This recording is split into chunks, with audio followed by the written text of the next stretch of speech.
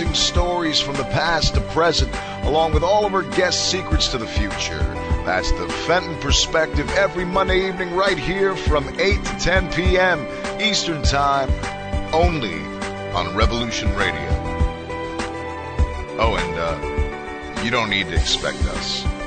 We're already here.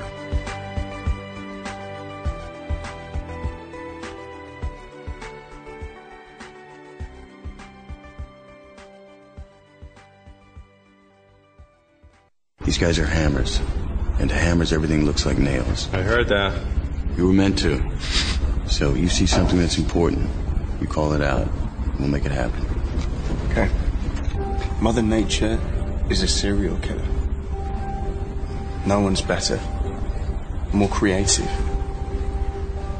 Like all serial killers, she can't help the urge to want to get caught. And what good are all those brilliant crimes if no one takes the credit? So she leaves crumbs. Now the hard part is seeing the crumbs for the clues they are. Sometimes the thing you thought was the most brutal aspect turns out to be the chink in its armor, and she loves disguising her weaknesses as strengths. If you can fight, fight. Head north if you can. Hello? Is there anyone out there hearing this? Help each other. Mexico City has been declared a complete loss.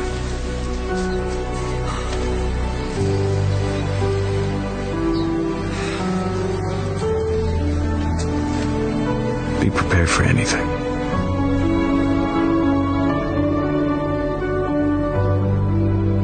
Our war has just begun.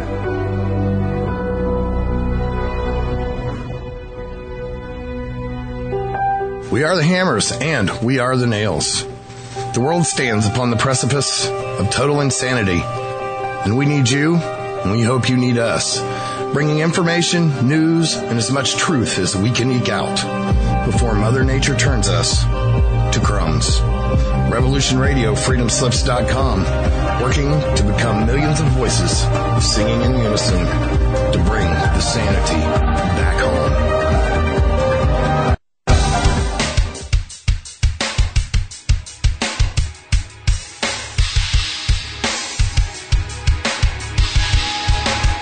Enter into a world unseen on Raven Star's Witching Hour.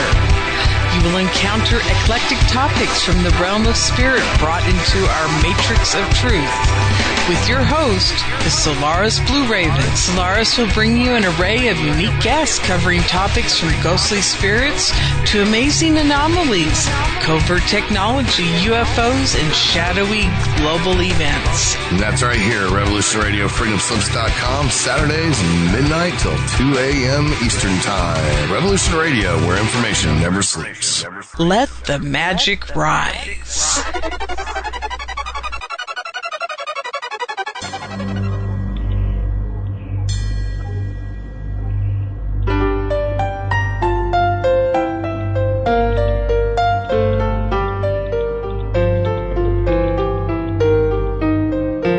Did you ever feel that things were not quite right? That everything was just ever so slightly askew?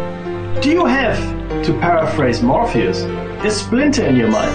If you're interested in hearing the latest information about UFOs, the paranormal, ancient cultures and structures, monatomic elements, longevity, fantastic discoveries in science, downloaded to your brain, then tune into us. Hi, I'm Dave. And I'm Mackie. And we are Shiny Side Out, Sundays 2 to 4 a.m. Eastern. See you then. Revolution Radio, freedomslips.com. You don't need to expect us. We're already here.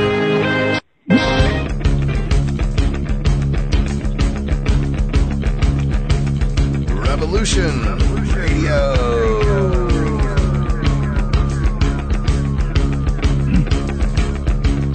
You're listening to Revolution Radio, freedomslips.com, 100% listener-supported radio, and now we return you to your host.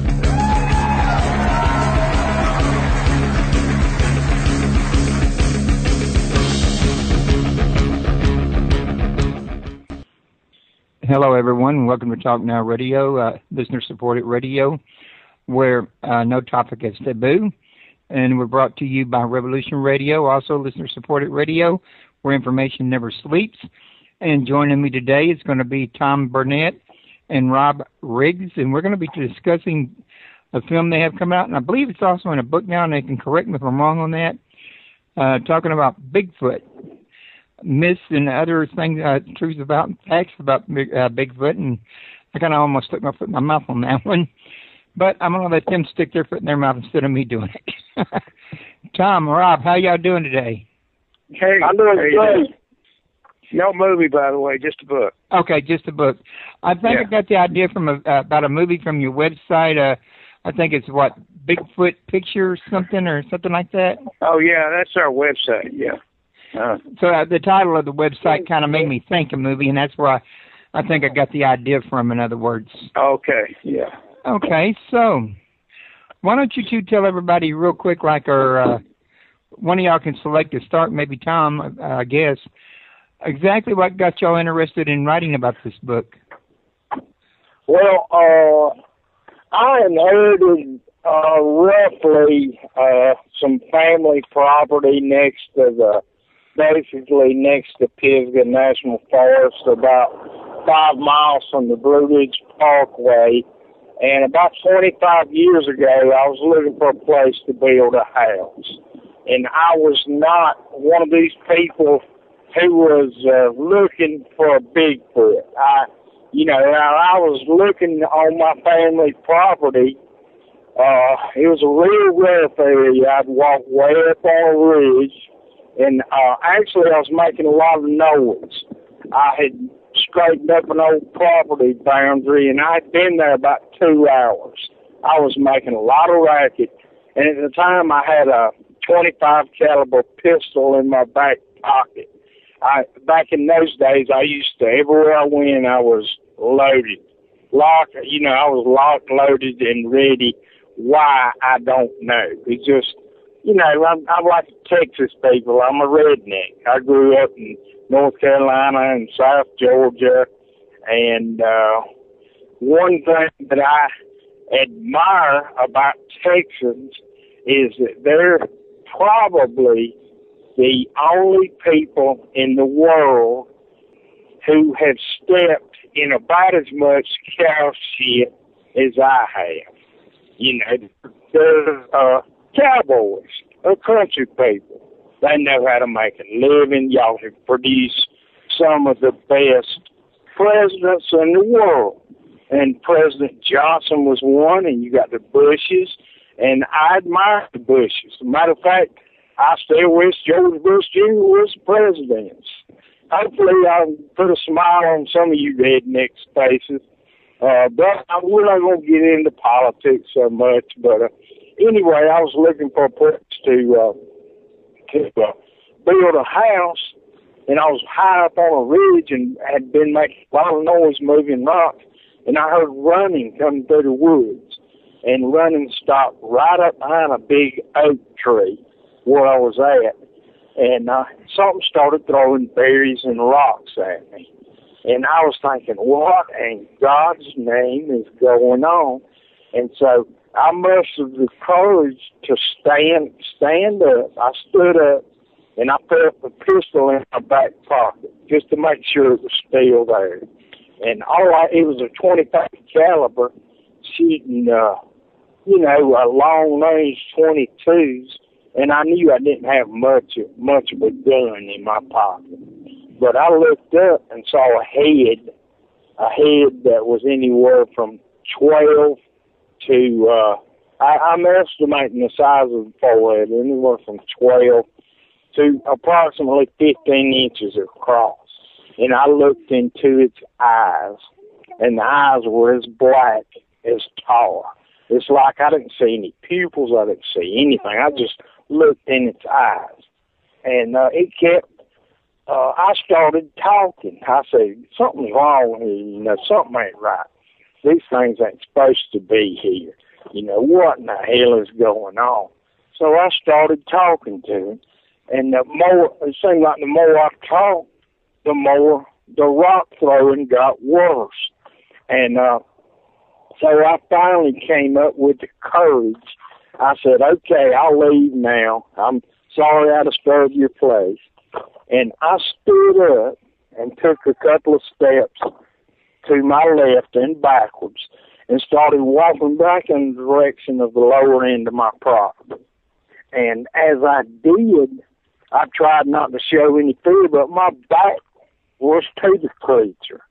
And it just flipped me out, you know, and I go home and I talk to my mother and my grandparents. I didn't have anywhere to turn, you know, and I talked to my grandparents about it and my mother about it, and all they could come up with is, son, we told you not to go up there and try to build a house in that area because there's things there. You know, they wouldn't really tell me what or this, that, and the other, but they said you didn't need to build or get ready to build over there.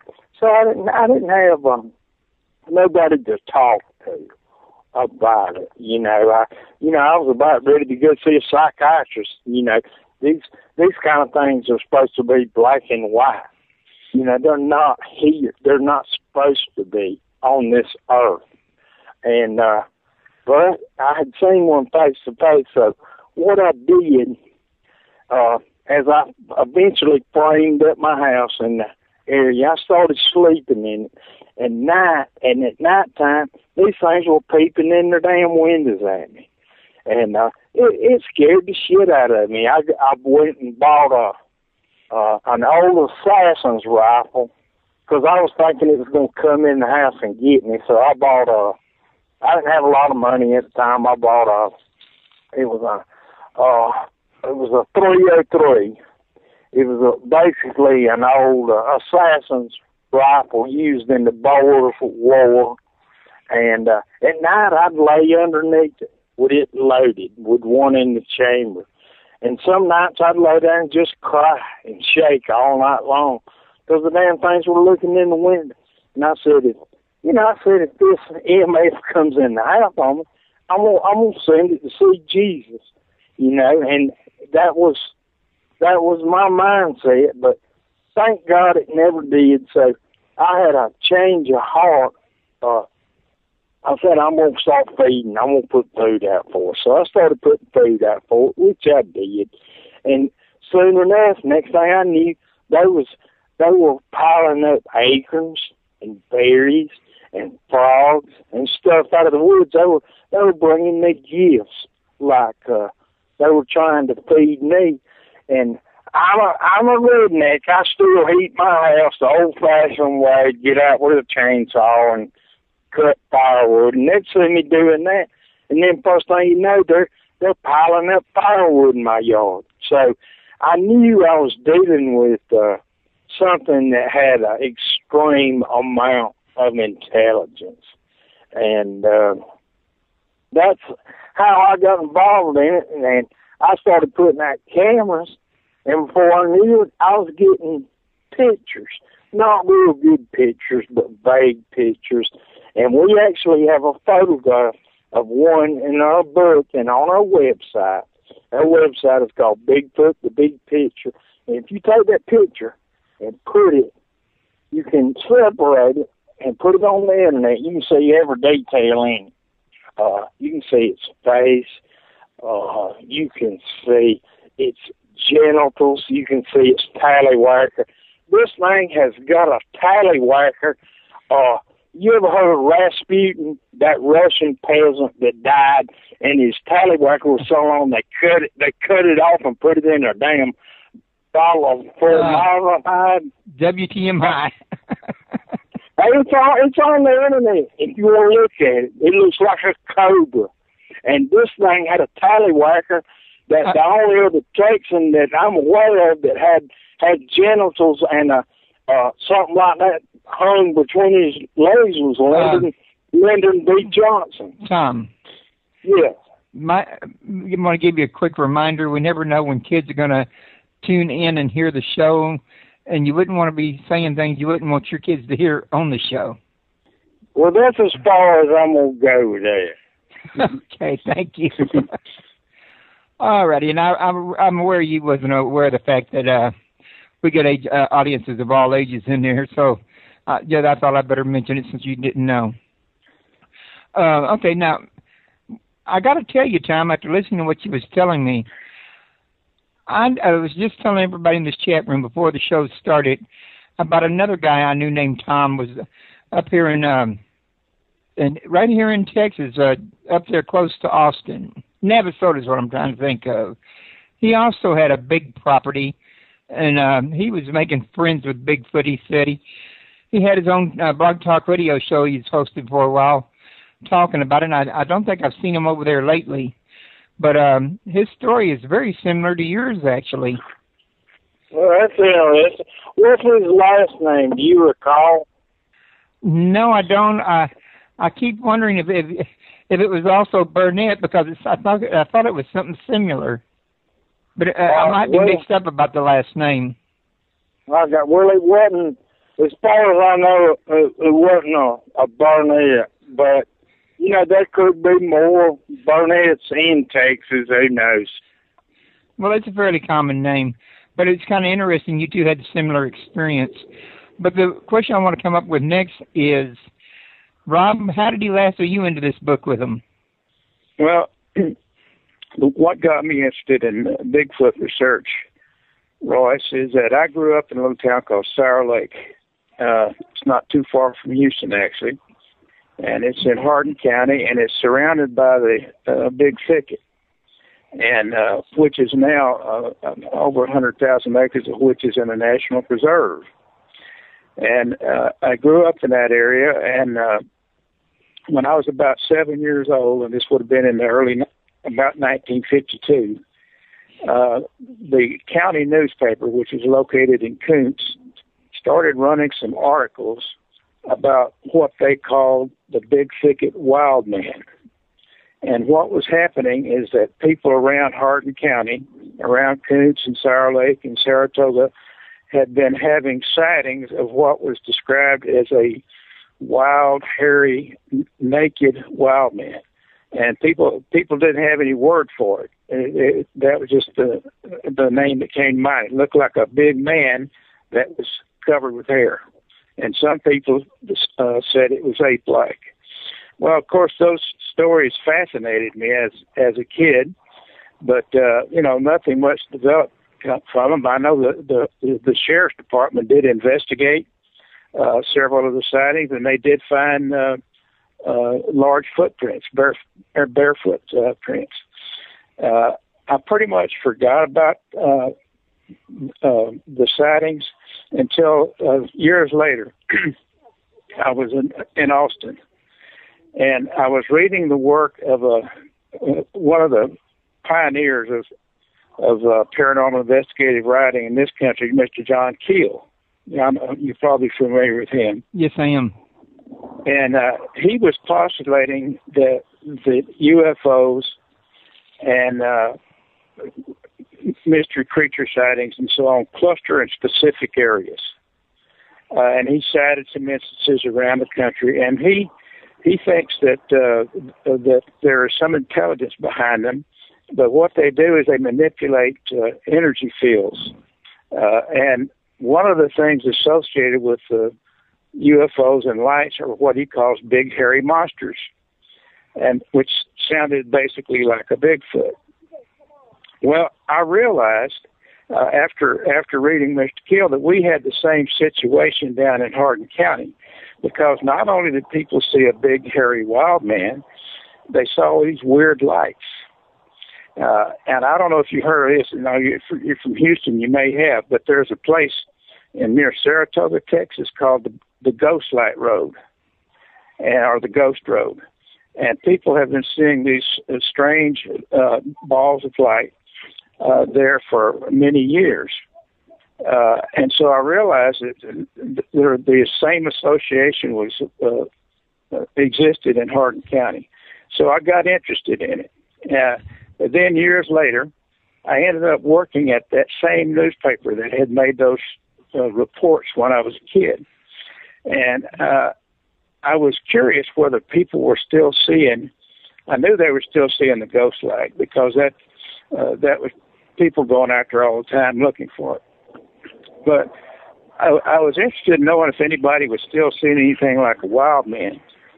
So in one of my columns, I invited readers to send me any accounts of any unusual wildlife sightings they had. I didn't make no reference to the wild man or the Bigfoot or anything like that.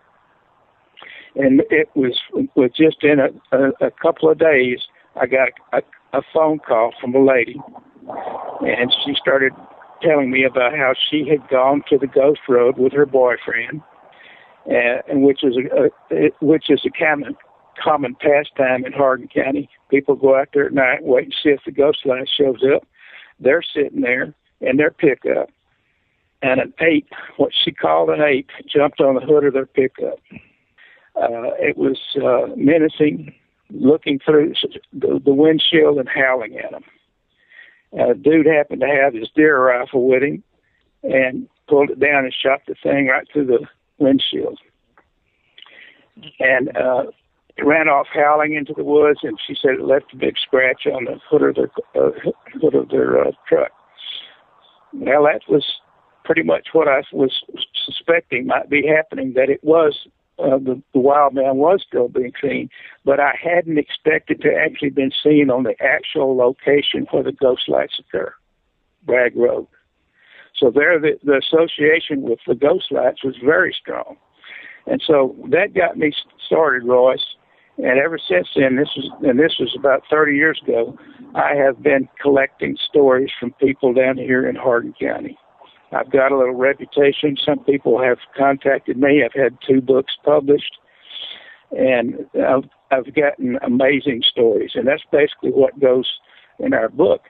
And we have tried, and what got me interested in working with Tom just quickly is that Tom also made that association with the ghost lights.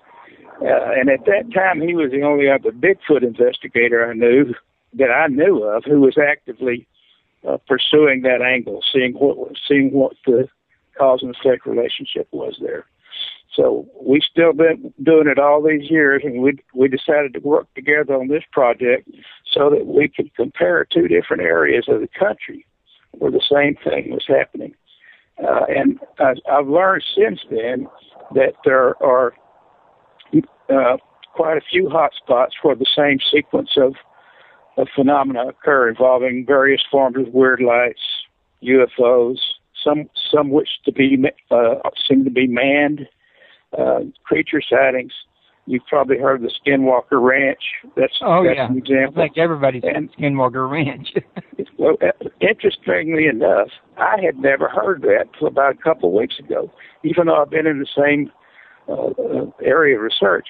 And not only that, but the same company that published that book published my first book. And I had never crossed that path with these people. But certainly the sequence of events and the types of events that they describe on Skinwalker Ranch are what Tom and I are talking about that are happening in the 2 locations we're studying. Okay. Sounds very interesting. I got to ask this third question, though, especially for when you have a sighting at nighttime. How do you know it isn't actually an ape that's indigenous to the area?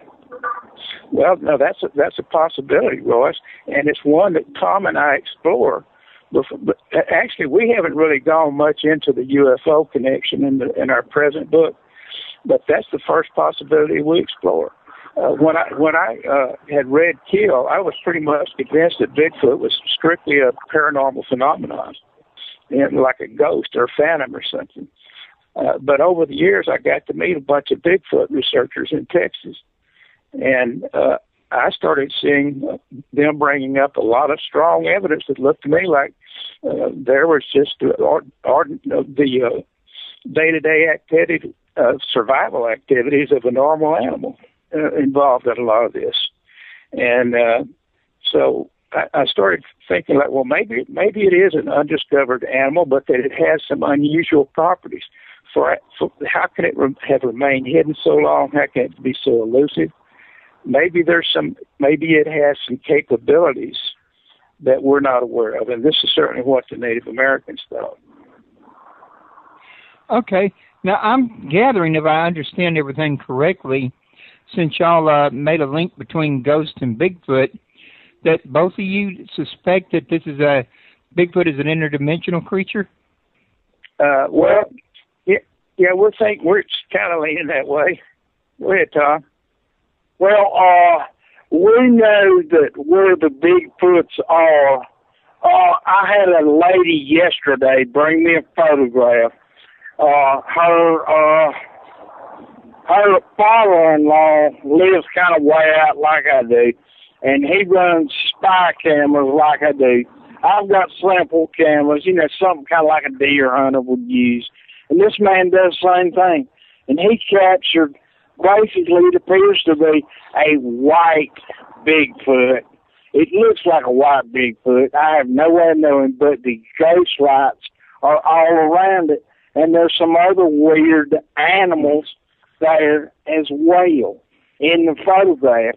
And she was asking me what it was, and I just explained to her, as far as I know, the ghost light phenomena is usually around where there's Bigfoots or other. We believe there are other interdimensional animals involved as well, similar to skinwalkers. And Rob and I have both done extensive research into Indian mythology, the Indian folklore, and actually what the different tribes believe in different parts of the U.S. So we've done our homework, and we are continuously trying to upgrade our homework. And one of our next projects is going to be in Texas, as well as in Western North Carolina. We're going to go out and do drumming, and hopefully we can attract the Bigfoots. But supposedly, now this has been done in the past from what I've read, that the Bigfoots can change the molecular structure of their body, kind of like a voodoo priest can, and travel long distances. He can change the molecular structure of his body into the form of a life. Rematerialize? Yes. And this is not something that we're just concocting up. This has been documented by others, but we're going to do an experiment in Texas as well as Western North Carolina, and we're going to try to film it and to see if it's actually going on.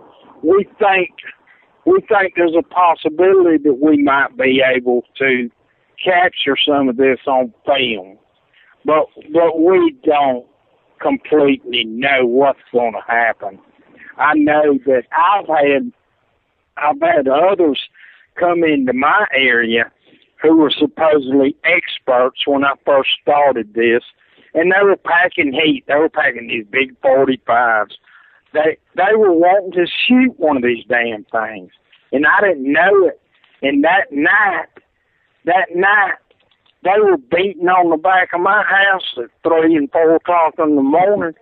The Bigfoots were, and all of a sudden, when you're in the dark on the top of a mountain and something's beating on your house at 3 or 4 o'clock in the morning, it becomes God itself, because you realize, hey, something like that pissed off at me.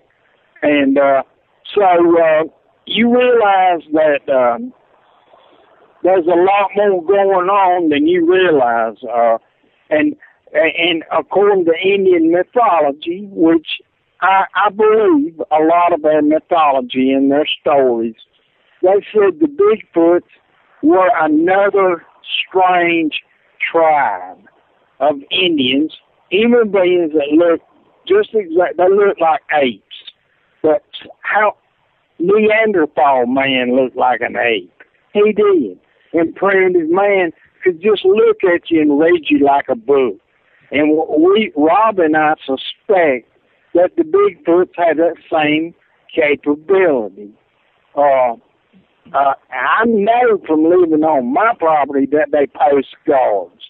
That if you walk in an area, they'll bang on a tree to let the other Bigfoots know there's somebody coming. So they're organized and they work in groups, and we are dealing with a human being or animal that is highly intelligent. They're a social group of them, and I don't think they're just, loners out there. There might be a few, but according to Indian mythology, they are dangerous. And we believe they are dangerous because people go missing every year. And they abduct women, too. I had a female friend in broad daylight. One of them grabbed her, drug her back in the woods, and wouldn't release her. She got it to release her. She broke her Coke bottle over its head, and it cut her loose. He said, I want nothing to do with that. But that's a smart Bigfoot. You got that right. He cut her loose, and this was in broad daylight. And I was riding a motorcycle. I'd shut her off because it got too rough for her. Go ahead, Rob. I'm sorry. Well, I was just going to tell Tom, we're talking about Skinwalker. One of the interesting parallels that from that book that concerns our work is he was talking about a guy that came to the ranch and he wanted to meditate there. So he lets him do it, and he's sitting there, and after a couple hours, the rancher and his son saw this thing head across the pasture. And it said it looked like it was going about 50, 60 miles an hour because it was covering a long distance. But it was like a blur. You couldn't quite make out what it was. It was a kind of a brownish blur.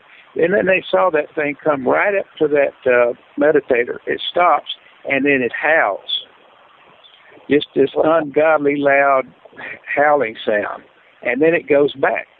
And what struck the rancher and his son was that what they saw looked like, you remember the movie Predator, where the alien had this suit, he could push this button and it would kind of cloak him.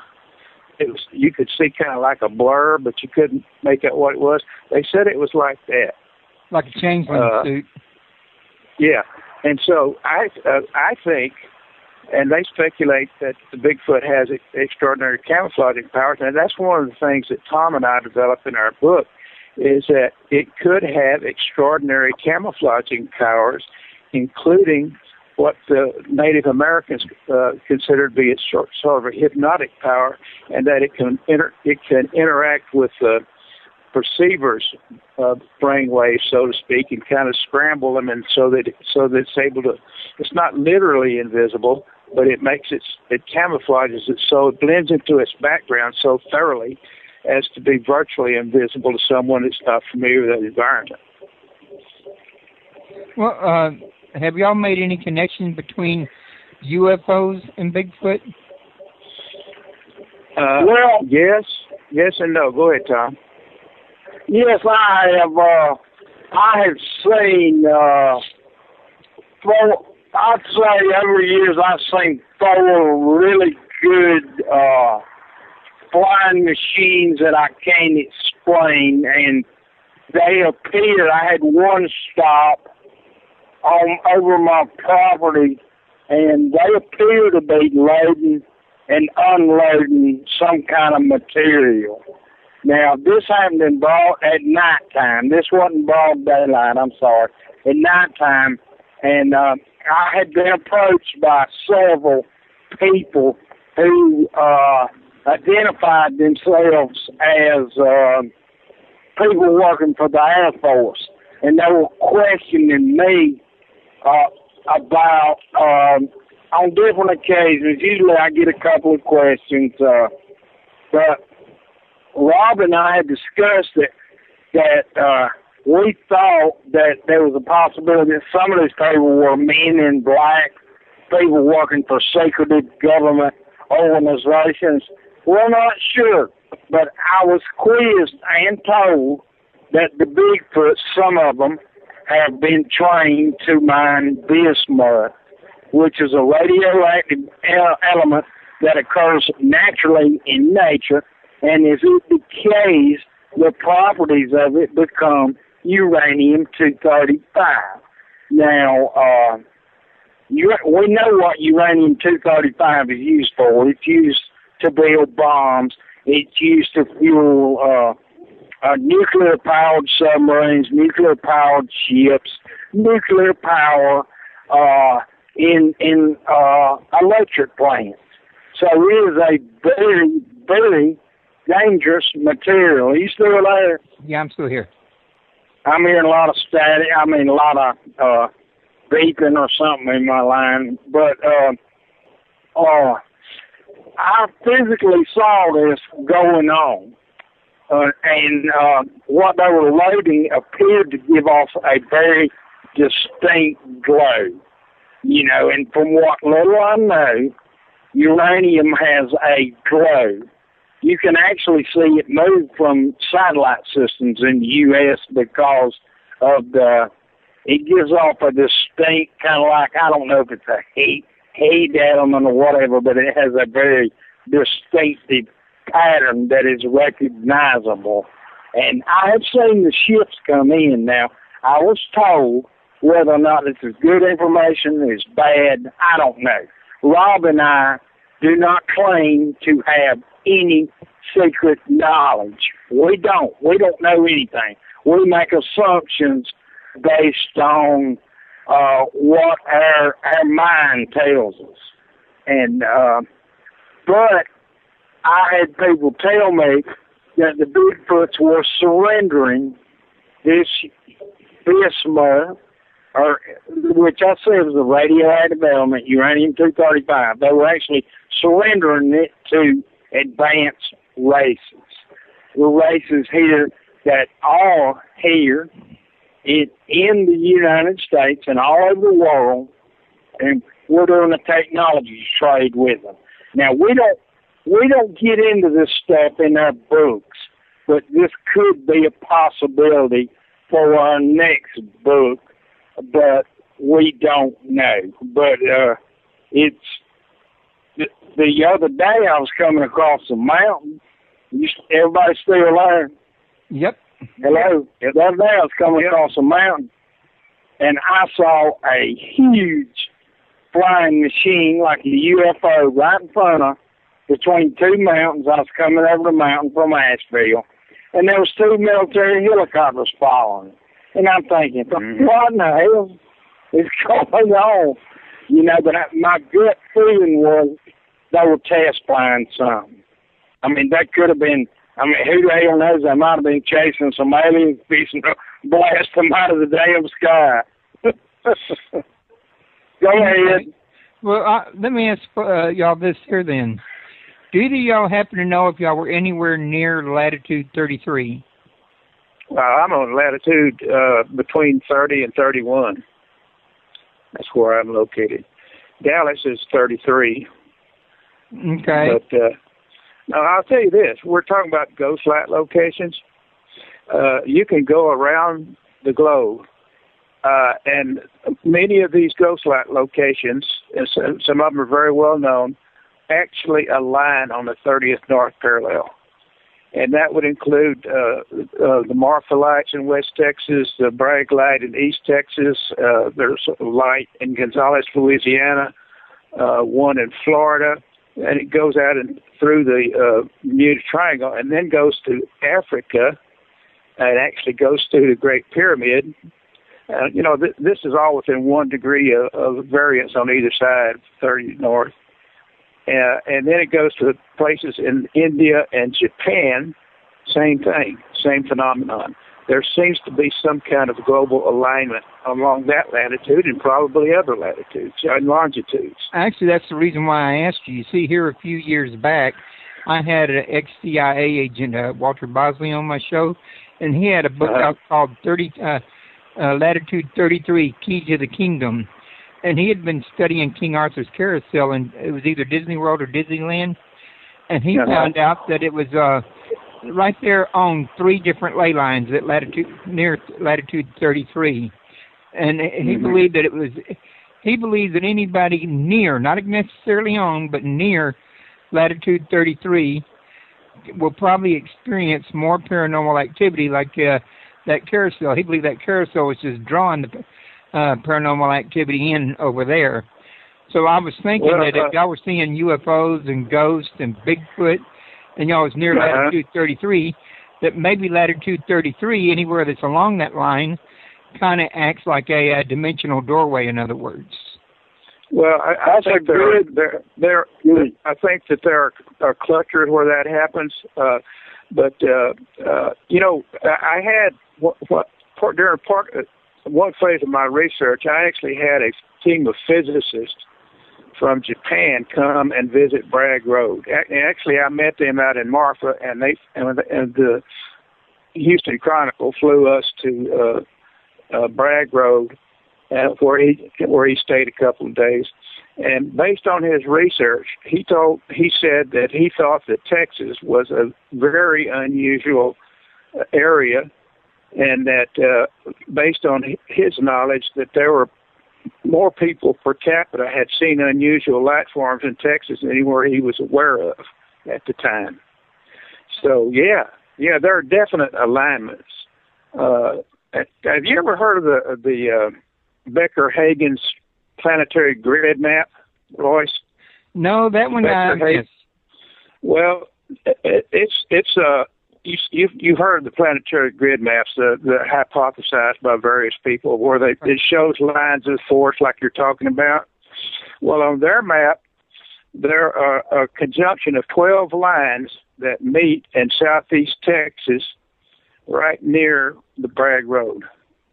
And if that's the case, there could be a huge amount of unusual magnetic events there, and in fact, I have recorded some of them. There are times when the electromagnetic field around Beaumont, between Beaumont and Houston, gets incredibly powerfully charged. It has resulted in utility blackouts. They don't know the exact source of the spikes, but I've documented that, and that's in my first book. Okay. Real quick, before I forget, because I have a bad habit of getting to talking and forgetting things. Mm-hmm. If you don't want to learn more about these authors and their book, you can go to www.bigfootthebigpicture.net. That's correct. Now, I'm thinking that there might be something to it, because if y'all think about it, the triangle is also close to latitude 33, as well. Yeah, it runs through it. Mm-hmm. As well as other areas where there's other Bermuda-type triangles. They're not called Bermuda Triangle, but there are other spots in the world that are just like that. It's like they're running in a straight line around the globe. Yes, I'm familiar with what you're talking about. That's true. In fact, these pyramids or whatever they're putting up, these sacred energy centers that were put up back in ancient times along the ley line 33, they could be there to keep like run an antenna or a tower that sends a signal that keeps that doorway open around that ley line as it goes around the world. That's certainly possible. Now, that's all theoretical, but I wouldn't doubt it. No, I wouldn't either. I think we're on the same page. Now, let's see here where we were at. Got to get back to my place. Well, some of this stuff we've already covered. Now, do you guys really believe that Bigfoot's a real flesh and blood animal, or do y'all think he's more spiritual, or what? Go ahead, Tom. Okay. I should have said something there. I apologize. Is Tom there? You might have lost him. He is. Well, I went getting his cell phone. He might have. Well, to answer that question, I'd say yes and no. And that's what I meant when I said that I think that what we might have is a physical flesh and blood entity that has special powers. Now, the Native Americans, you're talking about whether it could be extra-dimensional. I think it could be extra-dimensional. And part of what goes on in these ghost light areas, I'm convinced, is that what we're seeing is and what goes on in all these the areas you're talking about, anomalous areas, is that I think that these may be cases where naturally occurring wormholes happen, and that there's a number of different phenomena that are making use of those conditions to travel interdimensionally, so to speak. I think it's possible that technologies from other realities are able to access these portals with their technology. I think there are life forms from other dimensions that may be able to enter ours through these wormholes. And they get into that big in Skinwalker book. And I think that these ghost lights may actually be temporary portals. I have a photograph. It's on our website of a fog. It looks like a small fog bank, a luminous fog bank that I took right off of Bragg Road. I have talked to people who have seen that, and they have claimed that they have seen beings step out of that light. And this, again, is consistent with Skinwalker, that these wormholes occur, and then beings can come and go through that. It could be that the Bigfoot is actually from some other dimension and is able to enter our dimension periodically. But when it's here, I'm convinced it's solid flesh and blood. Now, that's what the Native Americans thought, that the Bigfoot was like. The way they put it is that it lives in two worlds, this world and the world of the ancestors, which lies basically on the other side of that portal. So that's why I always say, yeah, Bigfoot could be both flesh and blood and paranormal, and I don't think it's inconsistent that it could be both. Okay. So now, you've already discussed why you think they're so hard to find to some degree, but do you think that they're paranormal or they're psychic? Well, again, I think it could be both. Now, one of the things we get into in our book is telepathy is kind of a taboo subject in the United States. For some reason, our scientists don't want to look at anything that they can't immediately quantify or interpret in some kind of materialistic model. But that's not the case in other countries. And there's a scientist from England named Rupert Sheldrake, very well known. Yes, he's done a lot of research on animal telepathy, and he wrote a book called "Dogs Who Know When Their Masters Are Coming Home."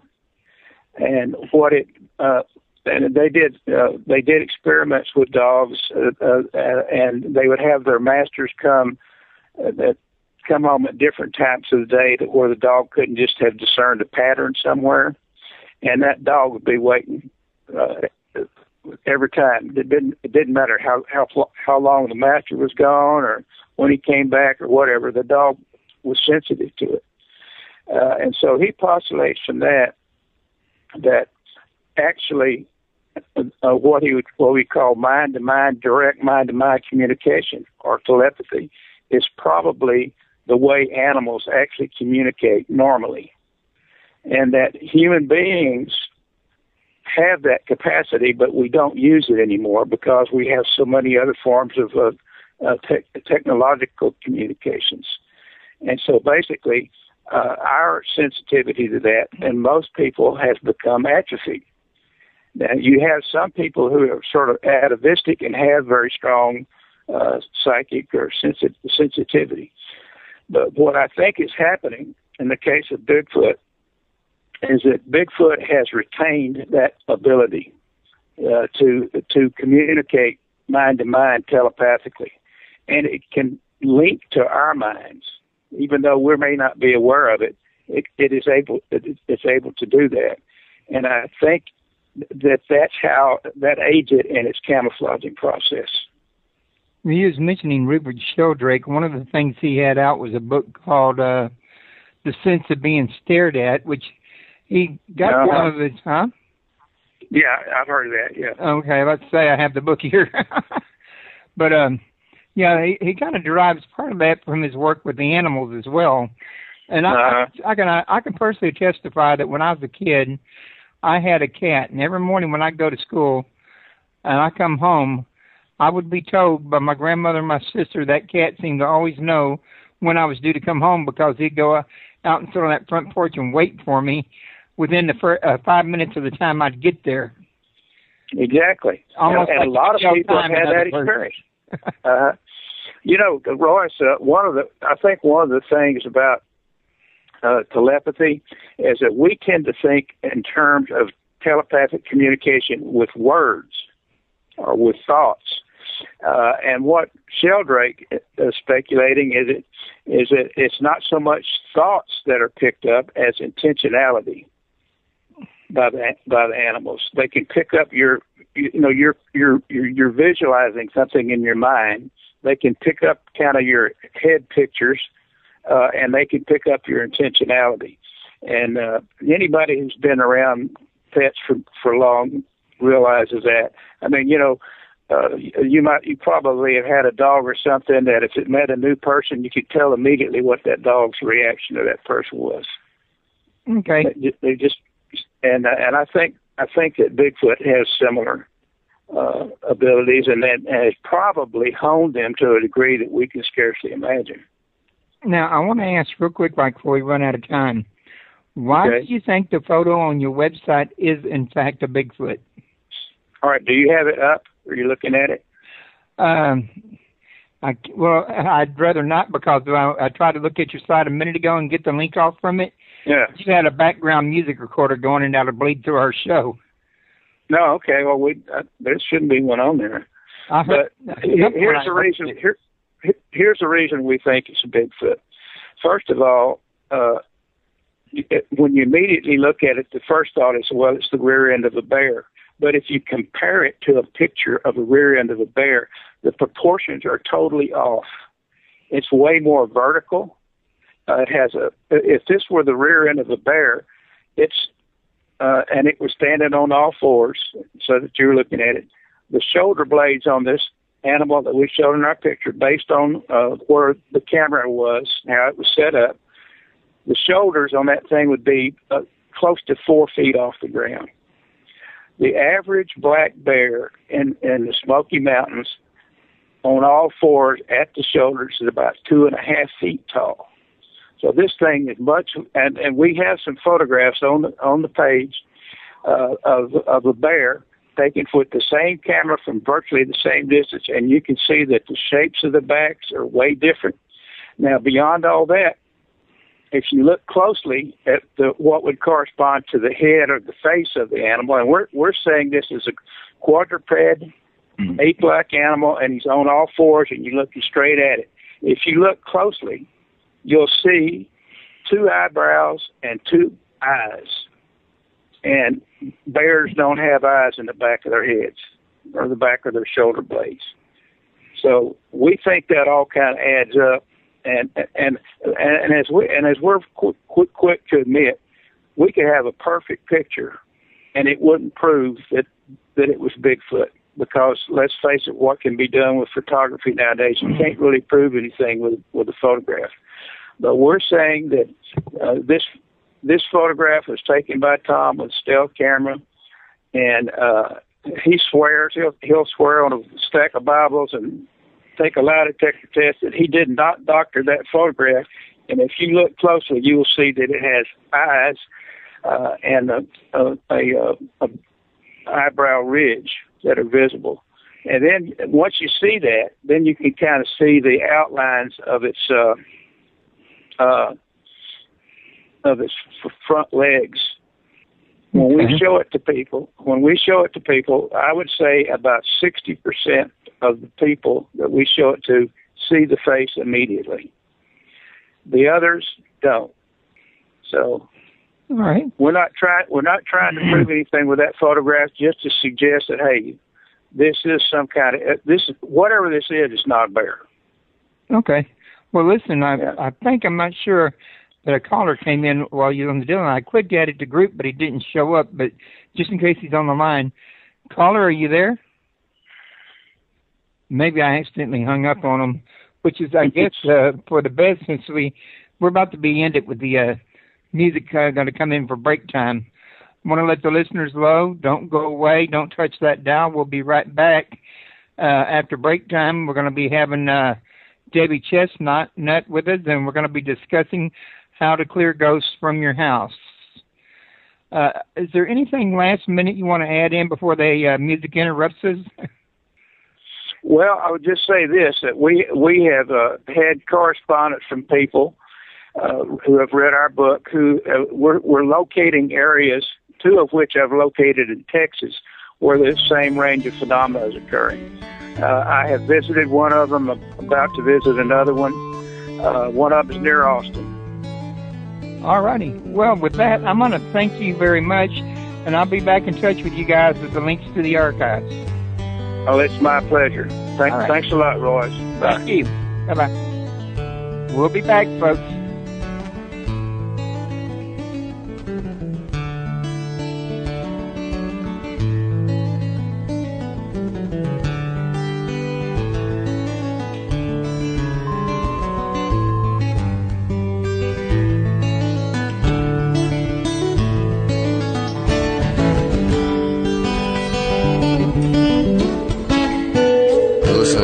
Radio at freedomslips.com, and we'll be right back after this message.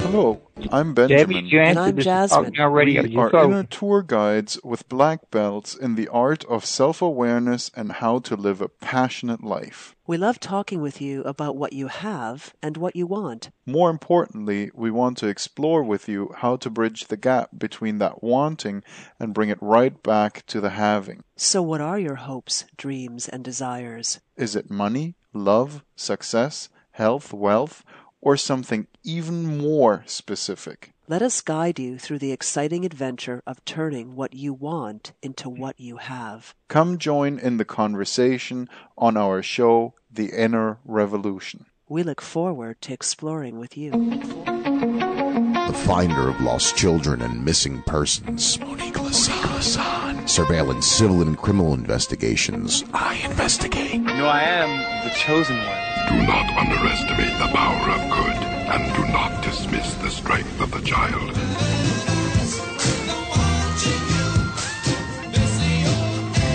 Yes, every Wednesday evening on Revolution Radio, come join our very own Eye Investigatrix, Monique Lassan, with her private Eye X-Files.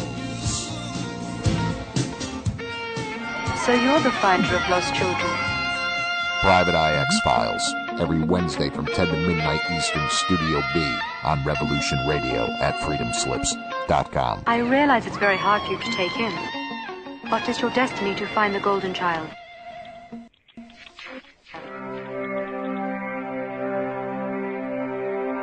Most guys freeze. That's your cerebral cortex looking for an answer it doesn't have. See? Even your brain knows you're screwed. The body's filling with adrenaline right now, whether you know it or not. Your heart's beating fast. It's getting a little harder to breathe. The neurobiological system is telling it to run, but your knees are too weak to move. Fear is not real. The only place that fear can exist is in our thoughts of the future. It is a product of our imagination, causing us to fear things that do not at present and may not ever exist. That is near insanity. Do not misunderstand me.